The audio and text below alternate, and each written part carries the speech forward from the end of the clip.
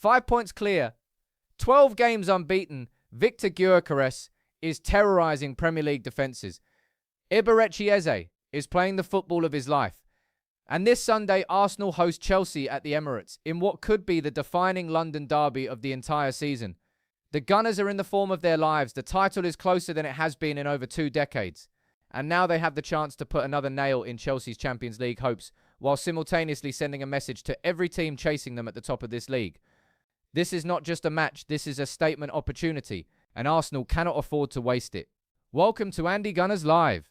I'm Andrew. If you are new here, this is the home of passionate, intelligent Arsenal analysis. Subscribe right now, hit the like button, drop a comment below telling me your prediction for Sunday. Turn on notifications so you never miss a video, and please stay with me until the very end, because by the time we are done today, you will have everything you need to understand exactly what is at stake this weekend and exactly how Arsenal can and should win it.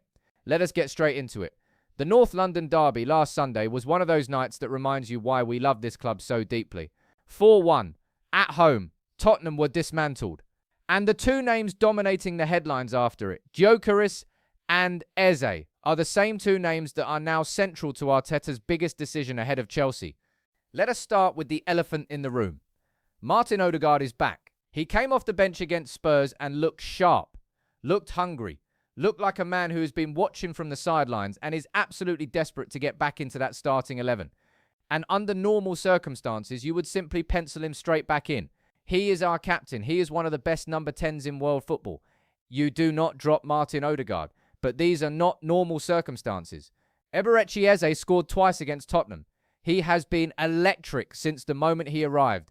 He is in form that very few players in this league can match right now. And here is the thing that I keep coming back to. You cannot ask a player to do what Eze has been doing and then pull him out of the starting 11 the moment the previous incumbent gets fit. That is not how you build momentum. That is not how you manage a squad during a title run-in. Arteta knows this. He is too smart not to.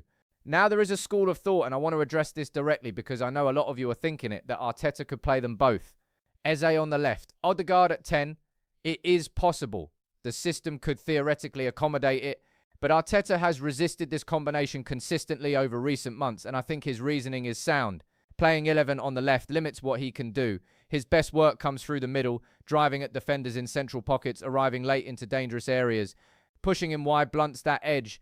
And Martinelli at left wing with his pace and directness gives Arsenal something completely different against a Chelsea backline that has been shaky without Fofana. My call, and I will be honest with you, this is what I genuinely believe based on everything I have watched and read. Eze starts at 10. Odegaard comes off the bench and changes the game when Chelsea are chasing it. That is not disrespecting our captain. That is managing the moment intelligently. Now let us talk about Saka, because the entire Arsenal fan base held its collective breath last weekend when he went down in the closing minutes against Spurs. That challenge from Simmons caught him awkwardly, and for a horrible few seconds, none of us wanted to think about what it could mean. But he was on the pitch at full time. He was celebrating with his teammates, and the reports this week have been encouraging. He is expected to be fit and available to start on Sunday. I will tell you this plainly, an Arsenal with Saka at full fitness is a different animal.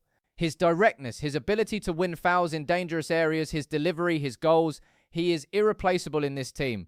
His fitness for this game is arguably the single most important piece of team news going into the weekend. At the other end of the team, Ben White remains a doubt. He missed the Spurs game with what was described as a niggle, and Arteta will give a fitness update at his press conference on Friday. Timber has been excellent at right back in his absence, and I have no concerns there, but White's experience, his reading of the game, and his ability to carry the ball out from the back would be an asset against the Chelsea side with the quality of Cole Palmer and Pedro Neto in behind their press. In central defence, Saliba and Gabriel remain the best partnership in the Premier League. Saliba in particular has been in a different stratosphere this season. Commanding, composed, and genuinely one of the best centre-backs on the planet right now. Chelsea will need something very special to get past him. Hincapie continues at left-back, and what a signing he has proven to be.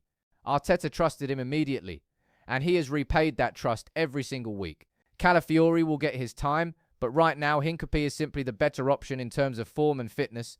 The midfield picks itself, Rice and Zubimendi, power and precision. That combination has become the engine room of this Arsenal title challenge, and against Chelsea's midfield they will need to be at their absolute best. Enzo Fernandez has had an inconsistent season, but on his day he can hurt you, and Rice knows that better than most given his time at a different London club. Zubimendi's ability to cover ground, to press intelligently and to recycle possession keeps Arsenal ticking even when the game gets scrappy. And up front, Victor Gyökeres, 2 goals against Spurs. The most complete centre-forward in the league right now. Chelsea's central defensive partnership of Tosin and Chalobah with Fofana suspended will be tested severely. Guillaume Cries is relentless. He does not give defenders a second to breathe. He holds the ball up, he runs in behind, he scores from everywhere, and his physical presence makes everything around him better. Chelsea are going to have a nightmare of an afternoon trying to contain him. Let us zoom out for a second because I think it is important that we understand the full picture of what Sunday means beyond 90 minutes of football. Arsenal are 5 points clear at the top. Manchester City have a game in hand. Opta's numbers currently give Arsenal an 82% probability of winning the title. 82%, that is not comfortable, that is not done and dusted, but it is a number that should give every single Arsenal supporter genuine, legitimate hope. Not the fragile, superstitious hope we have trained ourselves to carry for the last 20 years, but real, statistical, evidence-based belief that this is our year. Win on Sunday, and that lead could extend to 8 points depending on City's result. 8 points with 13 games to play would begin to feel very serious. Very real. It would begin to feel like something that is genuinely ours to lose. But lose on Sunday, or drop points, and City's game in hand suddenly becomes a conversation topic we do not want to have. The pressure shifts, the narrative shifts, the belief in training, in the dressing room, in the terraces of the Emirates, it all shifts. This is why Sunday is so much more than 3 points on a spreadsheet. From Chelsea's perspective, they are in trouble, and they know it. 5th place, 3 points behind United. Back-to-back frustrating draws at Stamford Bridge. Their fan base is growing restless despite the improvement under Rosenio. They desperately need a result to protect their Champions League qualification. A win at the Emirates would transform their season. And because of that desperation, they will come here organised, aggressive and dangerous. Cole Palmer will be the focal point. He is the one Chelsea player who can genuinely change a match in a single moment. Arsenal must be aggressive around him, must press him early, must not give him the space he craved and found against other teams this season. When Palmer has time to turn and carry the ball forward, he becomes one of the most dangerous players in Europe. When he does not, when he is pressed quickly and given no room, he disappears from games. Zubimendi and Rice both understand this. Arteta will have drilled it relentlessly this week. Neto on the left will test Timber. He is quick, direct and unpredictable. But Timber is one of the best technical fullbacks in the league and has experience handling this type of wide forward. If Saka is fully fit and aggressive going forward, Neto's defensive responsibilities will limit how much damage he can do at the other end. Before I wrap this up, let me ask you something directly. How confident are you heading into Sunday? Be honest with me in the comments. After what we saw against Spurs, after the form this squad is in, after everything Arteta has built, do you believe? Because I believe, not blindly, not naively, I believe based on what I have watched. I believe based on the evidence.